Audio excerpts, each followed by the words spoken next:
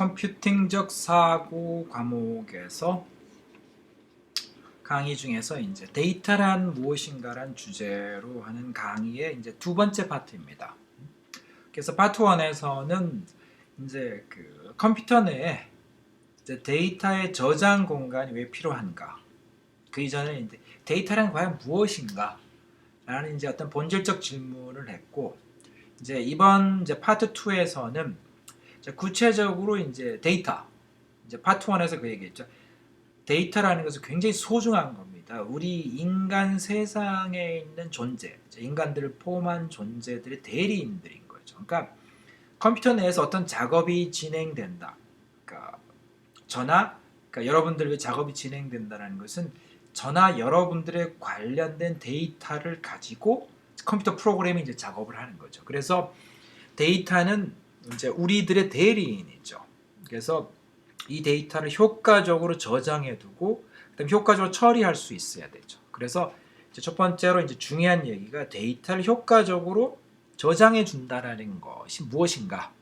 그리고 그 저장해 주기 위해서는 어떤 기술이 필요한가에 대한 얘기를 했고, 이제 두 가지 얘기를 했었습니다. 하나가 데이터 스트럭처, 자료 구조, 그다음에 데이터베이스.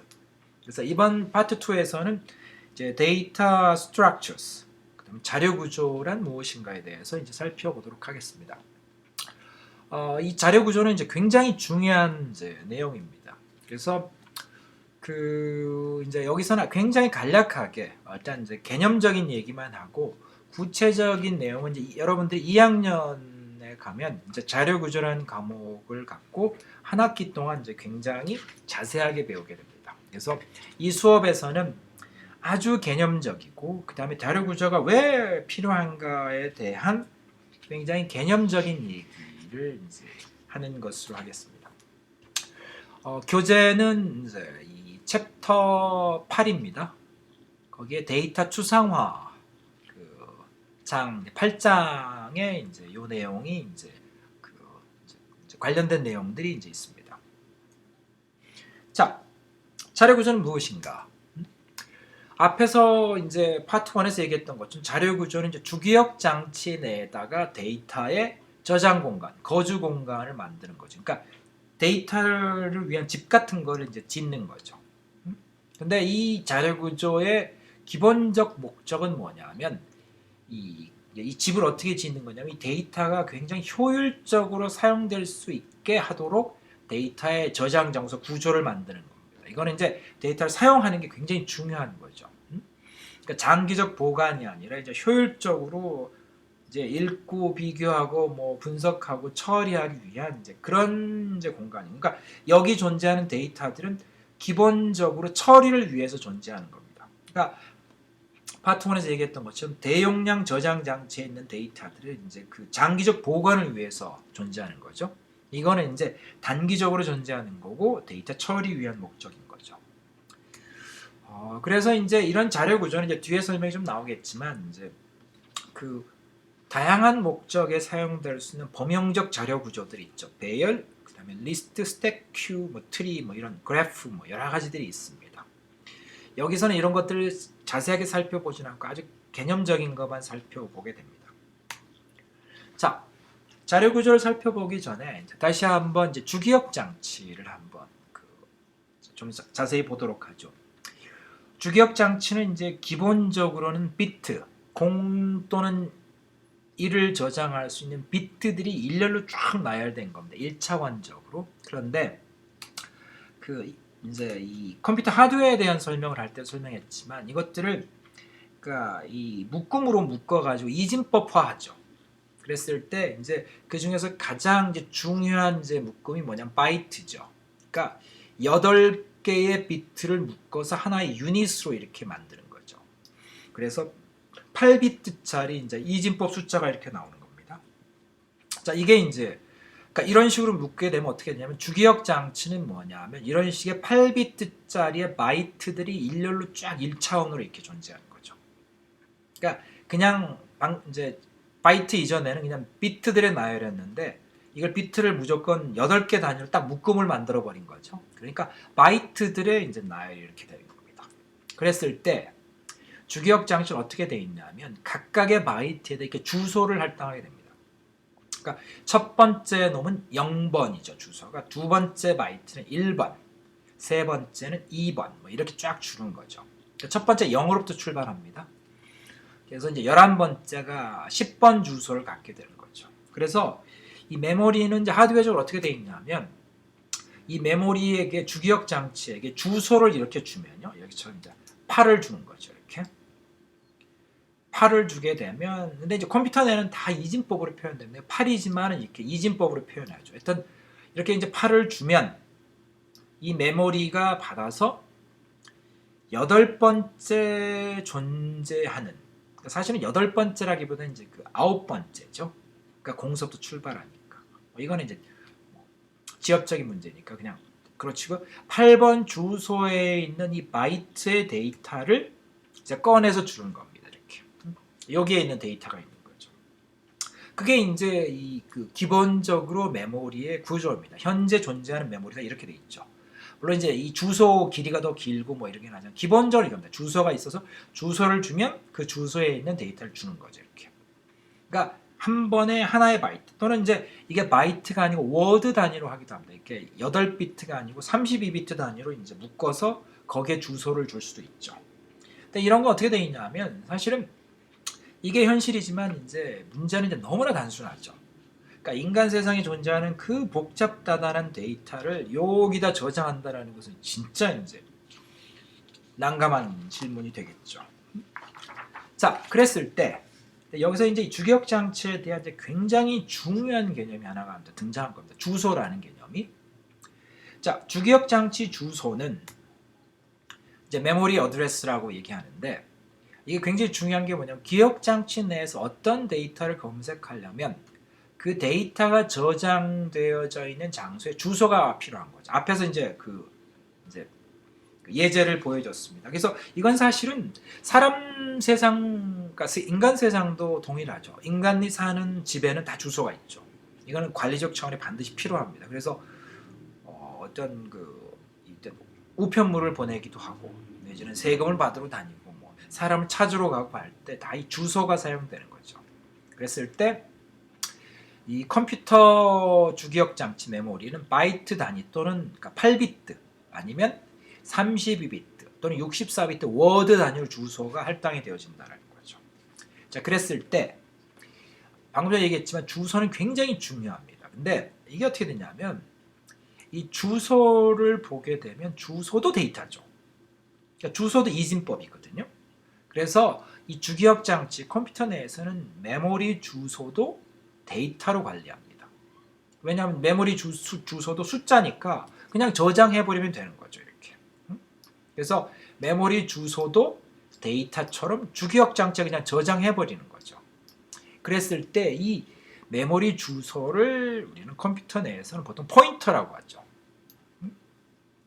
자, 이게 어떻게 되냐고 살펴보게 되면 자, 아까 얘기했던 주기억 장치입니다. 근데 두 번째 존재하는 이 데이터가 우리가 한번 포인터라고 한번 가정을 해보죠. 8이다. 이렇게 저장할 수 있다는 겁니다. 그리고 그렇게 되면 이 8이라는 건 뭐냐면 이 9번째에 있는 바이트를 가리키는 포인터라는 얘기죠. 그러니까 이거는 보면 이제 우리가 정확히 알아야 될 게 메모리의 주소도 데이터처럼 이렇게 넣어서 관리할 수가 있다는 겁니다. 그러니까 메모리 데이터들 간에 서로 이렇게 포인터가 있는 거죠. 링크 같은 이렇게 화살표 같은 게 존재한다는 얘기입니다. 이거는 이제 그 자료 구조 만들 때 굉장히 중요한 정보이기 때문에 여러분들이 이건 명확히 알아야 되는 개념입니다. 자, 그랬을 때 자, 우리가 자료 구조를 만든다라는 건 뭐냐면 앞에서 설명했던 것처럼 다양한 데이터의 단기 거주 공간을 이제 만드는 거죠. 그래서 주기억 장치 내에 여러 가지가 있는데 이제 이런 식으로 되면 이 오른편 나와 있는 아주 다양한 데이터들을 이 왼편 주기억 장치 내에 있는 처리 공간 내에다가 이렇게 할 수 있도록 이걸 만드는 거죠. 그래서 여기서 이번 시간의 강의는 이것들이 무엇인가, 어떻게 만드는가에 대해서 개략적인 개념을 살펴보는 겁니다. 자, 자료 구조는 굉장히 다양한 자료 구조들이 있긴 하지만 이제 핵심적인 자료 구조는 그렇게 많지는 않습니다. 오랫동안 이제 사용되어 왔고 많은 이제 어떤 이 문제들을 해결할 때 이제 다 검증되었고 굉장히 효과적이라고 하는 이제 것들이 존재하죠. 이제 그런 것 중에 이제 몇 가지만 살펴보도록 하겠습니다. 우선 첫 번째 배열이라는 게 있죠. 보통 어레이라고 하는 건데 이건 뭐냐면 동일한 종류의 데이터가 이제 종류가 여러 개 있는 건데 데이터가 똑같은 이제 구조나 형태를 갖고 있는 거죠. 이게 일렬로 이제 배열되어서 이제 형성되는 자료 구조입니다. 그러니까 이걸 어디다 사용하냐면 보통 이제 정적인 자료 구조라고 하는 게 뭐냐면 이제 바뀌지 않는 구조. 한번 딱 구조가 잡히면 더 이상 바뀌지 않는다는 거죠. 그래서 무슨 의미냐면 우선은 이제 동일한 종류의 데이터가 이제 여러 개 있는 거죠. 그리고 데이터의 개수를 미리 알고 있는 겁니다. 100개면 100개, 내지는 10개면 10개 하는 거죠. 그리고 데이터의 순서도 미리 딱 정해져 있는 거죠. 그래서 이 순서, 인덱스라고 하는 건데 이걸로 데이터 검색이 가능한 경우죠. 예를 들면 이제 데이터가 이렇게 메모리상에 쫙 일렬로 있는 겁니다. N개의 데이터가. 이런 형태면 된다는 거죠. 자, 사례를 한번 보죠. 자, 대학교의 수강생 명단이라고 하죠. 이제 이 컴퓨팅적 사고 과목이다. 그러면 컴퓨팅적 사고 과목을 수강하는 학생들의 명단 같은 거죠. 자, 그러면 여기서 이제 동일한 데이터는 이제 동일한 종류의 데이터죠. 학생들에 대한 데이터가 여러 개 있겠죠. 그러니까 40명을 듣는 과목이다. 그러면 40명 학생에 대한 동일한 종류의 데이터가 있죠. 그리고 이 특징이 뭐냐? 수강 신청이 딱 마감되고 나면 이제 수강생 확정되죠. 거의 뭐 특별한 사정이 없는 한은 이제 그 명단 그대로 가는 거죠. 그리고 수강생 명단도 고정시켜 놓으면 문제가 없는 거죠.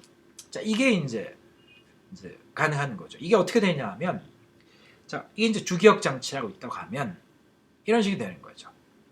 그러니까 이 하나의 이제 학생에 대한 데이터, 그렇죠? 두 번째 학생 이런 식으로 쭉 일렬로 이어서 주기억 장치 어떤 특정 공간에 한 번에 쫙 할당해 버리는 거죠. 요 모든 것을 한 번에 딱 이제 메모리를 할당 받아서 한 번에 딱 이제 자리를 잡고 이렇게 이제 저장을 하는 거죠. 그러다 보니까 이제 동일한 이제 그 데이터들이 있다 보니까 이 경우에 있어서는 이제 요게 인덱스라고 합니다. 그러니까 이 숫자 가지고 얘네들을 구분할 수 있는 거죠. 그러니까 첫 번째 있는 학생의 데이터는 0번 인덱스, 두 번째 1번 인덱스. 뭐 이런 식으로 쫙 이제 이렇게 할 수가 있다라는 거죠. 이게 배열입니다. 그래서 배열의 이제 장점은 뭐냐면 동일한 종류의 데이터가 미리 딱 확정이 되어 있고 몇 개인지 그리고 순서도 딱 확정이 되어 있으면 그 순서대로 딱 잡아서 주기억 장치에다 그냥 그 공간만큼 딱 잡아서 한 번에 싹 저장해 버리면 아주 깔끔하고 그다음에 아주 간단하게 이제 저장이 되는 거죠. 그리고 실제 데이터를 읽을 때도 여기서처럼 이렇게 인덱스를 가지고 원하는 데이터를 그냥 손쉽게 찾아낼 수 있는, 그러니까 굉장히 빠르고 효과적으로 관리하는 거죠. 단 전제 조건은 데이터가 고정돼 있어야 되죠. 그리고 사이즈도 미리 알아야 되고 뭐 이런 문제가 있습니다. 근데 이제 방금 얘기했던 것처럼 이제 이런 사례들이 있는 거죠. 대학 수강생 명단 같은 경우죠. 자, 이게 첫 번째도 두 번째 이제 사례가 있습니다. 이거는 이제 연결 리스트라고 그래서 링크드 리스트라는 게 있죠. 이거는 뭐냐면 동일한 여기도 이제 그 어레이처럼 이제 동일한 종류의 데이터들이 이제 여러 개 있긴 하죠. 근데 이게 뭐냐면 이게 한 번에 정확히 다 이제 딱 모아져 있거나 내지는 몇 개인지 잘 모르는 경우다. 그래서 얘네 데이터들이 막 흩어져 있는 경우죠. 그리고 얘네들을 이제 포인터로 이렇게 쭉 연결해 놓는 구조입니다. 이게 흩어져 있다 보니까 그러니까 포인터는 앞에서 설명했죠. 그러니까 메모리 주소를 이렇게 가리켜서 다음번 데이터 어디 있다 뭐 이런 식으로 되는 거죠. 자, 연결 리스트는 보통 어디 사용되냐면 동일한 종류 데이터가 여러 개 있는 경우는 어레이하고 동일한데 데이터 개수는 미리 알 수 없는 경우입니다. 그리고 데이터 순서도 알 수 없는 경우죠. 그리고 데이터 자체를 추가나 삭제라는 것이 가능한 거죠. 그러니까 데이터를 하나 더 나중에 추가하거나 아니면 있는 걸 이제 삭제해 버리거나 이것들이 가능하다는 거죠. 이런 특징이 갖고 있는 데이터들인 경우에 있어서는 연결 리스트라는 게 이제 되게 좋은 거죠. 그래서 어떻게 되냐면 이런 이제 학생에 대한 정보가 있으면 이렇게 흩어져 있는 거죠. 그래서 요 마지막에 이제 데이터 중에는 이제 다음번 그 데이터에 대한 이제 주소가 이렇게 저장되어 있는 거죠. 이게 이제 포인터죠. 포인터 작에서 그 다음에는 이제 세 번째 것도 이런 식으로 이제 되어 있는 거죠. 그러니까 메모리상 여기서 흐트러뜨려 넣어서 이제 관리가 가능한 거죠. 그래서 데이터가 이제 검색이 필요하거나 하면 이렇게 이제 앞에서부터 하나씩 찾아가는 거죠. 읽어보고 이게 이제 내가 원하는 데이터가 아니면 이 포인터를 보고 다시 이동을 해서 이 정보를 읽는 거죠. 다시 한번 비교해보고 이것도 아니면 이 포인터를 가지고 다음으로 또 가는 거죠. 그래서 이걸 읽어보고 이렇게 찾아보는 거죠. 이런 식의 이제 코딩이 가능한 겁니다.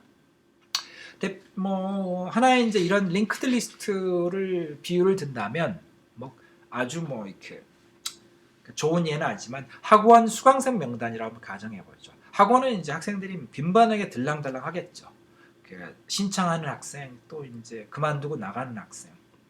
우리 학원들은 이제 성적에 예민하니까 이제 성적 순으로 이제 계속 관리한다고 한번 가정을 해보죠. 그러니까 성적 순으로, 그러니까 성적은 계속 바뀌니까 이 순서가 계속 바뀌는 거죠.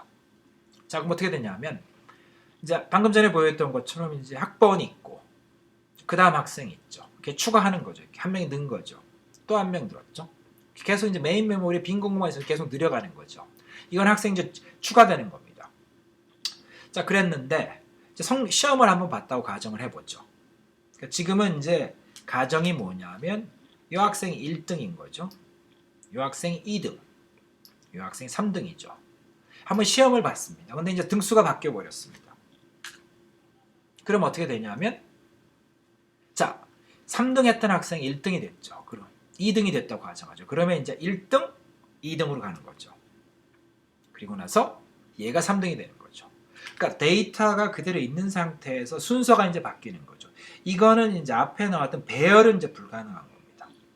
불가능하지는 않지만 이제 뭐 사실 한다고 굉장히 복잡해지는 거죠. 그래서 이제 링크드 데이터, 링크드 리스트, 연결 리스트는 이런 것들이 이제 깔끔하게 처리가 되는 거죠.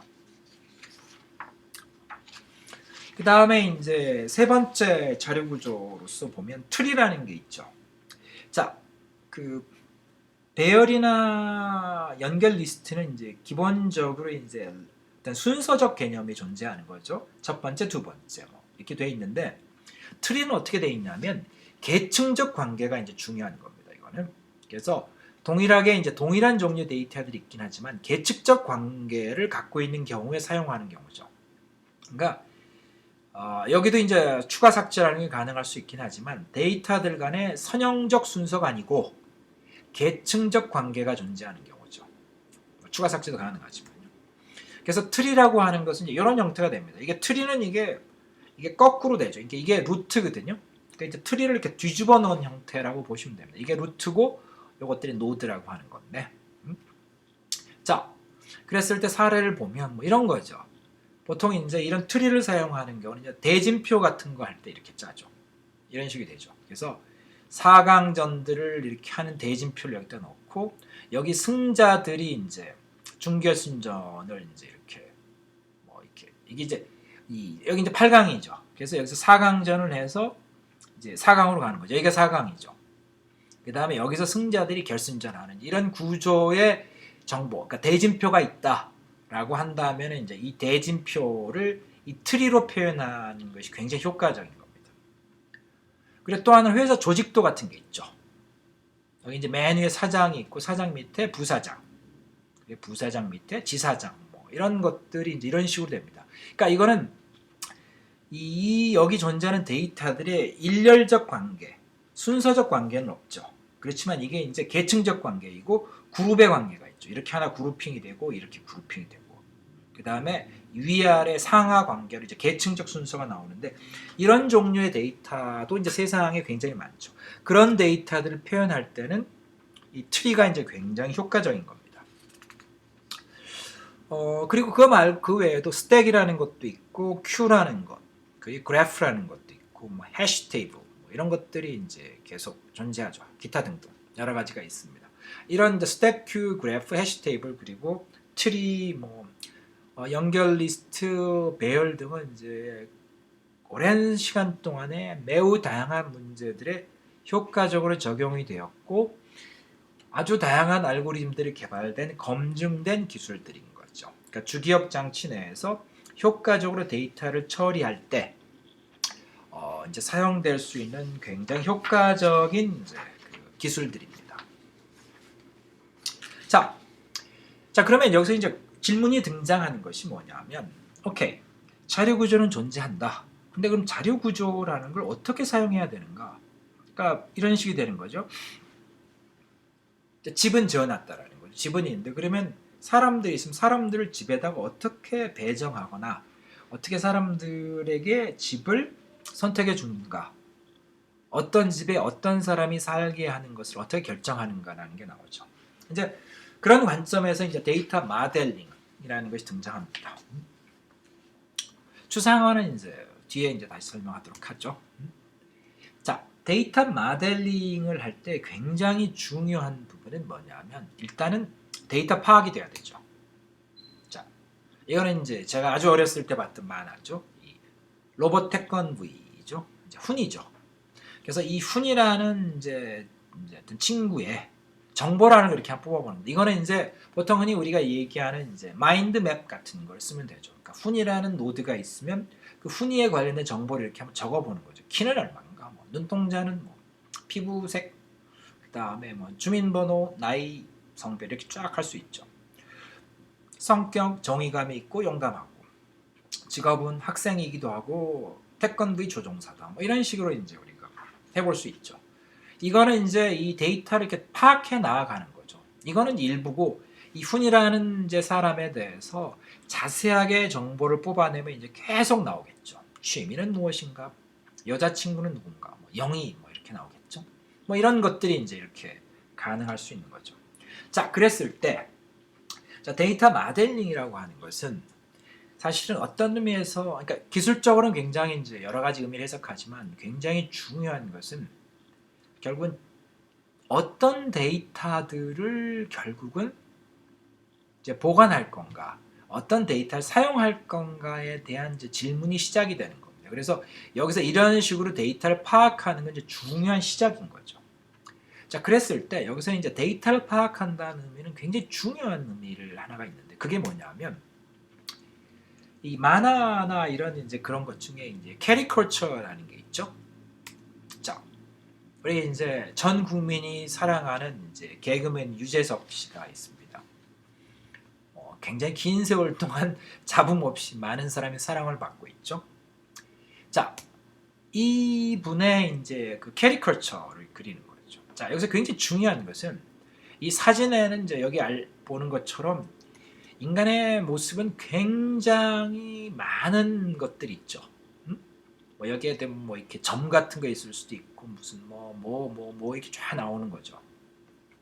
그랬을 때 이 왼쪽이 이제 캐리컬처인데 이거는 이제 이 유재석의 어떤 특징을 가지고 이제 아주 특징을 강조해서 그린 그림이죠.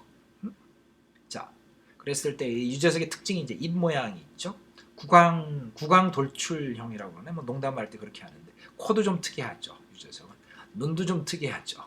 그러니까 굉장히 특이한 외모를 가진 이제 분이죠. 자, 그랬을 때 여기서 굉장히 중요한 건 뭐냐면 이 왼쪽이 유재석의 실물이지만 오른쪽 이 캐리컬처, 이 만화지만 이걸 봐도 우리는 금방 오른쪽에 사진이 없어도 아, 유재석이네 라고 이제 금방 알게 되죠.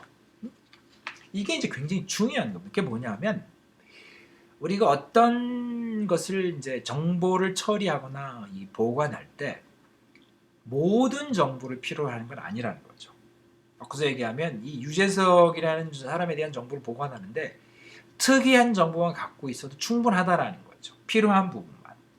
자, 그래서 앞에 이제 나와 있는 그 훈이에 대한 걸 다시 보면 이런 정보가 있다고 그랬죠. 그랬을 때 이 모든 정보가 필요한 건가? 자, 왼쪽에 있는 정보 같은 경우에는 이제 하나 그냥 비유 사례를 들자면 만약에 어떤 보안 시스템이 있다 이거죠. 어느 건물에서 굉장히 보안을 이제 철두철미하게 해야 되는, 좀 태권브이를 이제 보관하는 곳이다라고 한다면 아무나 들어가면 안 되겠죠. 그랬을 때는 이 훈이를 본인이 맞는지 확인하기 위해서 이런 것들이 필요할 수 있죠. 눈동자, 키, 피부색 이런 기타 이런 정보들은 사실은 그런 보안 시스템, 그러니까 태권브이와 같은 이런 굉장히 귀중한 장비들을 보관하는 곳에 출입을 관리할 때 이런 정보는 반드시 필요하겠죠. 그렇지만 이 대학교 이 무슨 학생 관리하는 프로그램에서 사실은 이게 꼭 필요한 건 아니죠. 피부색이 황색이냐 아니냐, 눈동자가 무슨 색이냐는 사실은 거긴 필요 없겠죠. 대학교에서는 나이가 몇 살이다, 성별이 뭐다, 주민번호 이런 식의 정보면 충분하겠죠. 그리고 이제 이런 직업이 뭔가, 성격이 뭔가 이런 거는 아마 뭐 꼭 이런 건 아니겠지만 뭐 여자친구를 소개받을 때 뭐 이럴 때 아마 물어보지 않을까 싶네요.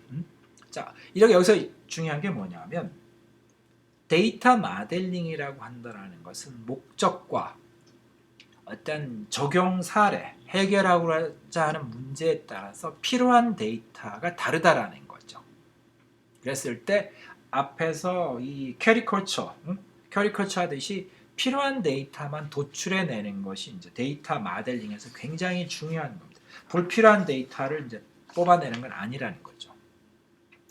자, 그래서 그런 식으로 이제 데이터가 이제 도출이 됐다라고 한다면 그때는 이제 우리는 그 도출된 데이터를 이제 앞에서 우리가 이제 살펴봤던 자료 구조, 이건 거주 공간이에요. 그러니까 컴퓨터 내에서 살아야 될 존재들, 그러니까 시민들을 이제 찾아낸 거죠. 그러니까 데이터를 파악한다는 얘기는 컴퓨터 내에 살아야 될 시민들이 파악이 된 거죠. 우리의 대리인들이 만들어진 거죠. 그렇죠? 예를 들면 수강생 명단 같은 게 있죠. 아니면 월드컵 대진표 같은 것들이 나온 거죠. 이렇게 국가들이 쫙 리스트가 나온 거죠. 그러면 이걸 가지고 앞에서 얘기했던 연결 리스트라든지 트리 같은 걸로 해서 이렇게 표현을 한다는 거죠. 즉 여기 나와 있는 것처럼 이제 이게 학원 수강생 명단이다 라고 한다면 우리는 이제 이 추가나 삭제 뭐 이런 것들이 빈번하게 발생하니까 이 정보들은 연결 리스트를 갖고 이제 저장을 하는 거죠. 그리고 이런 대진표 같은 거는 이제 트리로 이렇게 표현하면 되게 좋은 거죠. 효과적으로 이제 처리할 수가 있게 되는 거죠. 자, 그래서 데이터 모델링을 이제 설명해 보면 기본적으로 보면 우선 첫 번째 일단 분석이라는 게 이제 필요합니다. 그래서 현실 세계에 대해서 이해하는 게 중요하죠. 아까 훈이에 대해서 우리가 이제 살펴봤었죠. 그래서 훈이에게 관련된 데이터가 무엇인가, 뭐 이런 것들을 다 찾아내고 이제 그 데이터 가지고 어디다 쓸 건가, 예를 들면 이 보안에 쓸 데이터인가, 뭐 이런 식, 학교에 쓸 데이터인가, 아니면 이제 여자친구 소개시켜달라고 할 때 사용할 정보인가, 이런 것들이 이제 분석을 하는 거죠. 그래서 구체적으로 했을 때 그러면 이제 도출을 해내야 되는 게 뭐냐면, 자, 그 중에서 어떤 데이터를 이제 컴퓨터 내에서 관리할지를 결정해야 되죠. 만약에 대학교 프로그램이다라고 한다면 대학교에서 필요한 데이터만 취하는 거고, 보안 프로그램이다 한다면 이제 보안에 필요한 것들을 해줘야 되죠. 그리고 이제 그 데이터들이 어떻게 사용되는지도 이제 파악을 해야 되겠죠. 그리고 나서는 뭐냐면 이제 이 데이터가 이제 결정이 되겠죠. 이 데이터의 특징이. 그러니까 여기서 중요한 것은 그 데이터가 어떻게 사용되는지를 이해해줘야 되는 겁니다. 그러니까 학원 데이터다. 그러면 이게 자꾸 추가 삭제가 될 것이다. 아니면 순서가 계속 바뀔 것이다. 이런 것들이 이제 파악이 돼야 되는 거죠. 그러면 그 특징에 따라 적합한 자료 구조를 이렇게 선택해야 되는 거죠. 그리고 그 적합한 자료 구조에 따라 결국은 선택된 자료 구조에 따라 데이터를 이제 구성하는 거예요. 실제 데이터를 컴퓨터로 이제 입력하는 일들이 되는 거죠. 자, 데이터 모델링에 대한 설명을 했는데 데이터 모델링을 여기 설명한 이유는 뭐냐면 자료 구조라는 것을 사용하기 위해서는 자료 구조에 저장되어져야 될 데이터가 존재하겠죠. 그 자료 저장되는 데이터들이 그럼 어떻게 이제 도출이 되는가에 대해서 한번 살펴본 겁니다. 자, 이거는 이제 어느 상황이었던 거고, 이 수업 시간의 핵심은 이제 자료 구조들을 보는 거거든요. 그래서 여러분들이 이제 하나 이 자료 구조라는 것들에 대해서 이런 데이터 모델링적 측면이 있다는 것을 설명한 겁니다. 여러분들이 이제 자료 구조 수업 시간에 들어가게 되면 굉장히 다양한 상황들에 대한 것들을 이제 학습하게 됩니다. 자, 여기서 데이터 추상화 얘기를 조금 하게 되면, 추상화라는 것은 뭐냐면요. 자, 컴퓨터상에서 데이터가 처리된다는 얘기는 궁극적으로는 이런 이 주기억 장치, 01로 구성된 주기적 장치 위에서 작동되는 거죠. 그래서 어떻든지 간에 연결 리스트든지 트리라는 것이 그냥 01로 이루어진 이진법상에다가 이제 만들어지는 거죠. 여기서 이제 작동이 되는 겁니다. 근데 이제 문제는 이게 사실은 가능하긴 하지만 너무나 복잡하죠. 이 구조를 만든다는 얘기가 아마 기계어를 써가지고 무수히 많은 코딩을 해야 될 겁니다. 그래서 이제 이게 어떻게 했냐면 이게 너무나 이제 세부적 사항들을 코딩을 해줘야 되거든요. 그래서 어떻게 이 문제를 해결했냐면 이런 자료 구조들은 이 고급 언어라고 존재합니다. 이게 이제 이 컴퓨팅적 사고 후반부 과목에서 배우게 되는데 뭐 C라든지 C++, Java, Python 뭐 이런 것들이 있죠. 이 언어 안에는 이 자료 구조들이 거의 자동화된 형태로 이제 만들어져 있는 이제 경우들이 많이 있습니다. 그러니까 연결 리스트라든지 이런 것 다 있죠. 트리는 뭐 있지는 않지만 그래도 굉장히 쉽게 만들 수 있게 되어져 있죠. 그래서 여기서 뭐냐면 이제 추상화가 이루어진다는, 그러니까 기계어로 내지는 메인 메모리에 바이너리로 처리하게 되면 굉장히 상세한 사항들을 다 코딩을 해줘야 되는데 고급 언어로 와버리게 되면 굉장히 단순화된 방식으로 그냥 단순화된 어떤 이 표현법 내지는 그 프로그래밍 기법 가지고 이 자료 구조들이 처리가 된다는 거죠.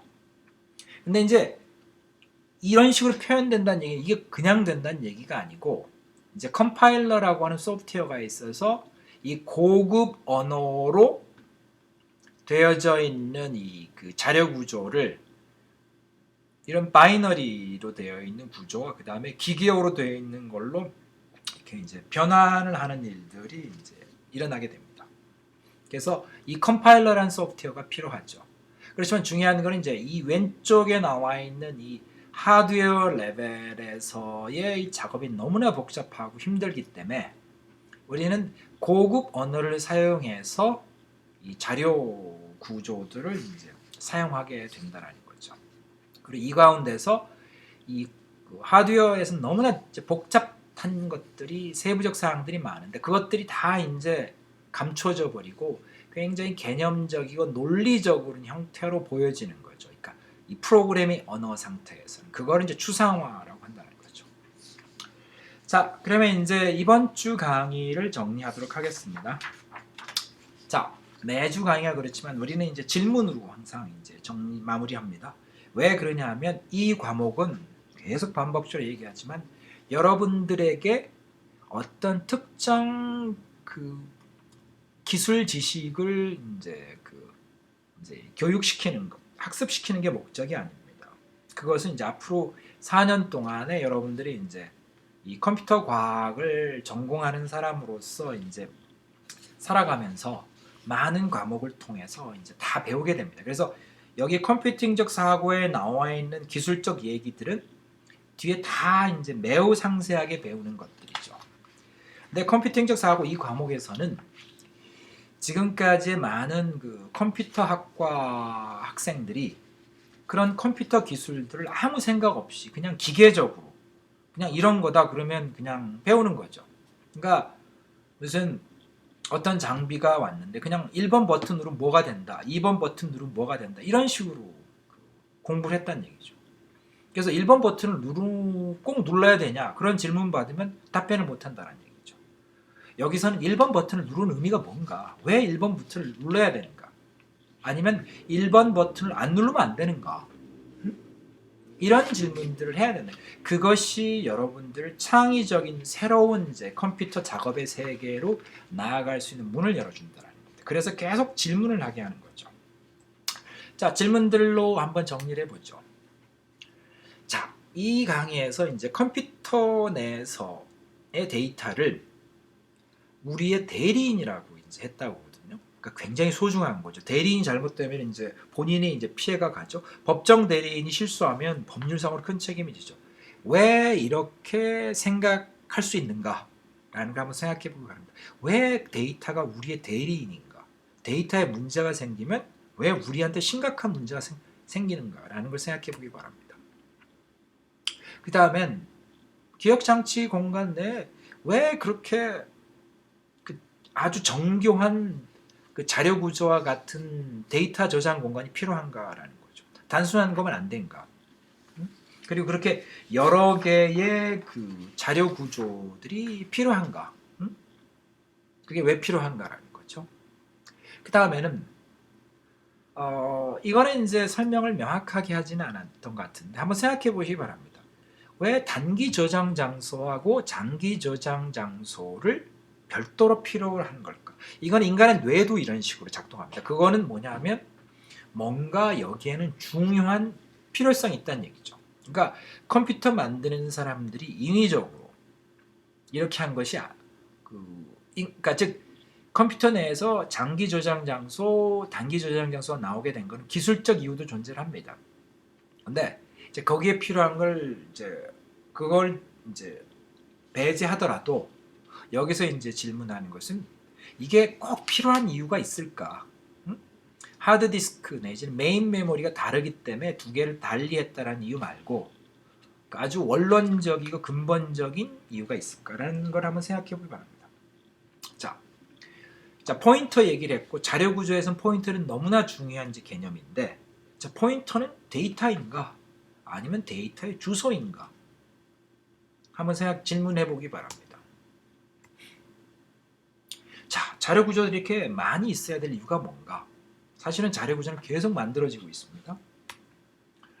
배열과 연결 리스트 각각의 장단점을 한번 비교해 본다면 뭐가 될까? 데이터 모델링을 할 때 우리는 이제 훈이를 예를 들어서 한번 해봤었죠. 어떤 정보를 포함시킬지를 어떤 기준을 갖고 결정할 수 있는가? 나이는 꼭 넣어야 되는가? 뭐 이런 것들이 등장하겠죠. 성별은 꼭 존재해야 되는가?